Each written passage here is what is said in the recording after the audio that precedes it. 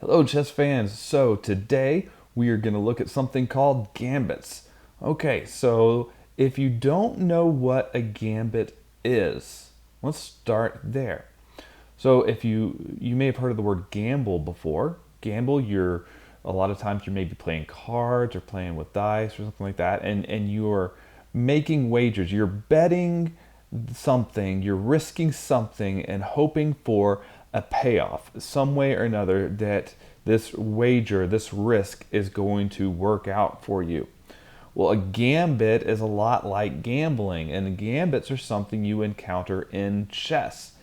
In chess, a gambit is something where you give up a piece, usually a pawn, but sometimes it's other pieces too, and usually in the opening to get some sort of advantage. So the way I like to think about it with gambits is if you're going to give something up, give up material, you better get something really good in compensation. And so we usually think about what are the three main goals of the opening. If you don't remember, keep listening. But if you remember, pause, make sure you remember, and then check. Okay, so the three goals are: first, control the center. Second, develop your pieces. And third, get your king castled or get your king safe. Okay, those are the things you're trying to accomplish in the opening. Control the center, develop your pieces, protect your king. Okay, so if I'm going to gambit something, I'm going to risk giving up a piece, I better either get a lot of central control, or I am going to get some good development, or I'm going to stop my opponent from getting the king safe. And that's when I would consider using a gambit. Okay, so we're going to look at a few gambits today, and just to get you an idea of what they look like and how they can be used. So to start with, we're going to look at the Queen's Gambit. So a lot of y'all may have heard there's a show called the Queen's Gambit that maybe your parents watch or something like that. Good show, not for kids. But gets its name from the chess opening, the Queen's Gambit. This set of moves has been around for a very long time, and it's very, very popular even at the top level. It's called the Queen's Gambit because it starts out as a queen's pawn game, d4, d5, and on the next move, white gambits a pawn on the queen's side with c4. Okay, this is a gambit because notice there's nothing protecting this pawn on c4. And so if black takes the pawn, black gets the pawn for free. Now the idea behind the Queen's Gambit is that takes one of black's central pawns away from the center, allows white to claim the center, get a big center with both pawns on d4 and e4, and even with an attack on the black pawn that's sitting on c4 with the light squared bishop. And so already white has gotten a big center, is threatening to win the pawn back, and that's why that's the advantage for this gambit. You give up a pawn, and black can try to fight for can try to maintain that pawn by playing something like b5. But white does now have this advantage and can try to undermine b5 with something like a4 or other moves like that to try to win back the material and keep that edge from having the big center. Okay, so that's the Queen's Gambit. You give up one pawn to gain a big center. Let's take a look at another one. Now this next one is not one that's as popular. This one's called the Danish Gambit. Okay, so in the Danish Gambit, it starts out as a king's pawn game, e4, e5, and in this one you play d4. Okay, so this pawn on d4 is actually protected by the queen. So black can take it and white can recapture, but this becomes a gambit when white, instead of recapturing, plays c3 and offers a pawn. And black can capture that. Now at this point you can transpose into some other gambits like the Goring Gambit, but what makes the Danish Gambit fun is you still don't capture back. You play bishop f4, and maybe black will capture on b2, and then you capture back on b2. And now take a look at this. White has both bishops pointing at the king side, can easily get the knights into the game, can bring the queen over to b3 to help out with the attack, or even bring the queen over here to somewhere along this diagonal, maybe to e3 or f4 or maybe even h5, but just somewhere. But white is wide open, already got pieces developed, and look at black. All it looks like black has done is taken a pawn off the board. It doesn't look like they've done anything. Now with good play, black can hold this and come out really well. But for somebody who's not familiar with the Danish Gambit, it's actually really hard because white has such an advantage in development that white can just press the attack and sometimes get checkmate before black even gets its pieces out. So that is the Danish Gambit, and this one you're giving up two pawns for a huge lead in development. Okay, so those are a couple gambits. So the Danish Gambit's not one that is as common. Let's take a look at another one. This is one I think we've mentioned before in one of the other videos. It's called the Englund Gambit. Okay, and this one we have the moves d4 followed by e5. All right, d4, e5. White captures on e5, free pawn, right? Black plays knight to c6, trying to pick up that pawn that was gambited. White plays knight to f3 to add protection. Black plays queen to e7. So now two attackers on that pawn that was gambited. Black then is able to defend with the bishop, but at this point, black is able to play queen b4 check. And take a look at this. So you got attack on the king and an attack on the bishop. And so this is the idea here. Remember we said if you're gambiting something in the opening, you want to either gain central control, which we saw with the Queen's Gambit, gain development like we saw with the Danish Gambit, or prevent your opponent from getting his king safe. And that's the idea with the Englund Gambit. And so sometimes white, not knowing how to handle this, will retreat the bishop to d2 to try to attack the queen. But the queen might play something like queen takes b2. Now here's the trick. If white thinks that they can trap the queen, because take a look at this. What if white just plays bishop to c3, trying to trap the queen, prevent the queen? Let's go ahead and prevent the queen from taking the rook.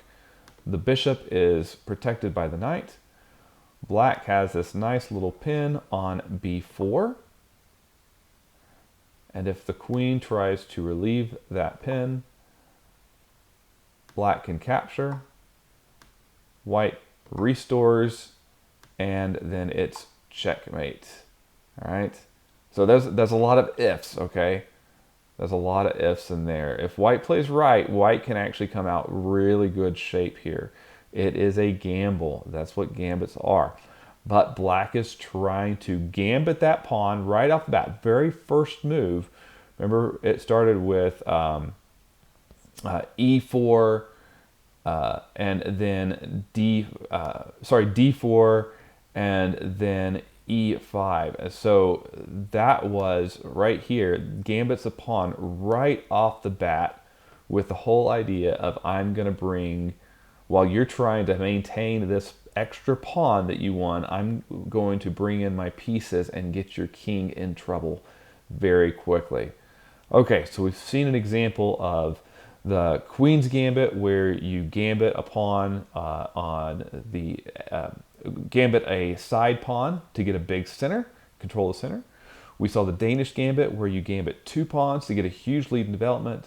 We've seen the Englund Gambit, that's spelled with a U, not an A, Englund Gambit, where you gambit a pawn to prevent king safety. Let's take a look at a couple more gambits.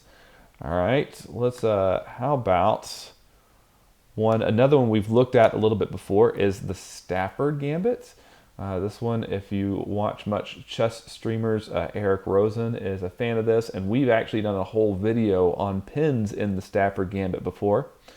The Stafford Gambit comes out of the Petrov defense, which is e4, e5, knight f3, knight f6.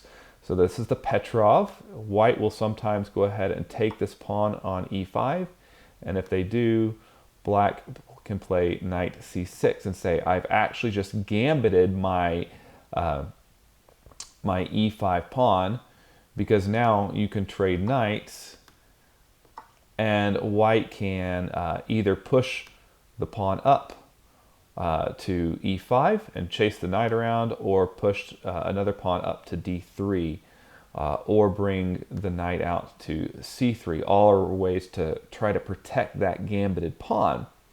But the idea is black is going to probably bring this bishop out to c5 and try to get some attacks on the king. So this is another one where black is shooting for early development and preventing king safety.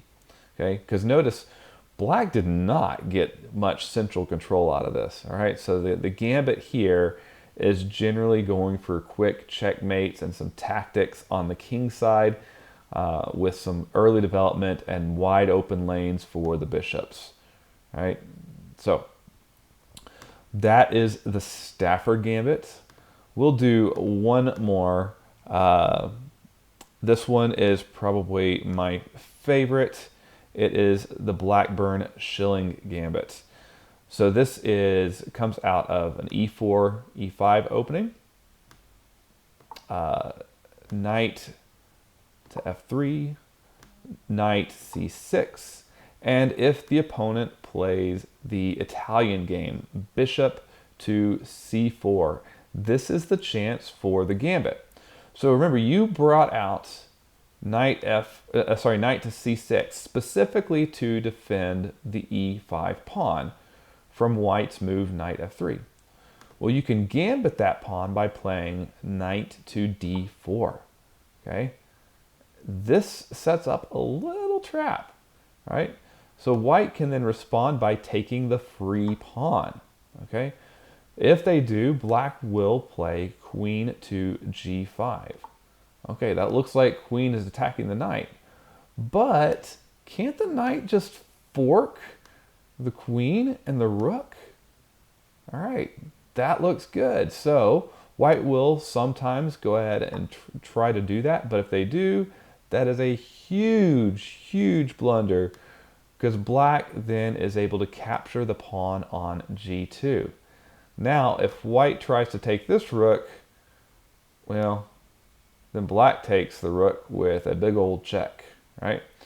So a lot of times white will play the rook over to f1 in order to protect the rook using the bishop, and black will just swing back and take the e4 pawn. So the king is in check. You can block, you can't capture the queen, the king can't run away, so you got to block. Your two choices are queen to e2 or bishop to e2. If you play queen to e2, then the knight just takes the queen. But if you play bishop to e2, then the knight plays to f3, and it's checkmate. All right, so this one is called the Blackburne-Shilling Gambit. And again, you gambit a pawn, but this time it wasn't for development, it wasn't for central control, it was purely to get a really sneaky attack on the king. So as with pretty much all gambits, it is usually safe to take the gambit. It's usually safe to accept it and take the pawn. The only exception of the ones we've looked at maybe is the Queen's Gambit. With the Queen's Gambit, black usually does not take the extra pawn. But with the others, it's usually safe to take those pawns, but you have to know how to continue and not give stuff up. In fact, a lot of times with the Blackburne-Shilling Gambit, the recommendation is to ignore the pawn and just take the knight. And at this point, white has the lead in development and black is in trouble. Okay? So with the Queen's Gambit, don't take the pawn. With the Blackburne-Shilling Gambit, trade the knights. With the others, it's okay to take the pawns. And so you just got to be careful if you're playing the Gambit that you know the continuations and you can get yourself out of trouble. But these make for some really exciting, imbalanced games where it's not just symmetrical, it's not the same old, same old. So these are a lot of fun to play. And there are so many gambits. We can't even do a video that covers all of them. I just did 5 here of some of the more fun and popular ones. So just if you want more information on these gambits, go look up some videos on your own and see what else is out there. So the whole purpose of this video is just to show you what a gambit is. You're giving up some material, usually a pawn, to gain an advantage in development, central control, or getting an extra attack on the king, preventing king safety. So hopefully that was useful and you will be able to enjoy some games where you're doing some crazy gambits and pulling out some fun wins with those too. All right, I'll see you next time.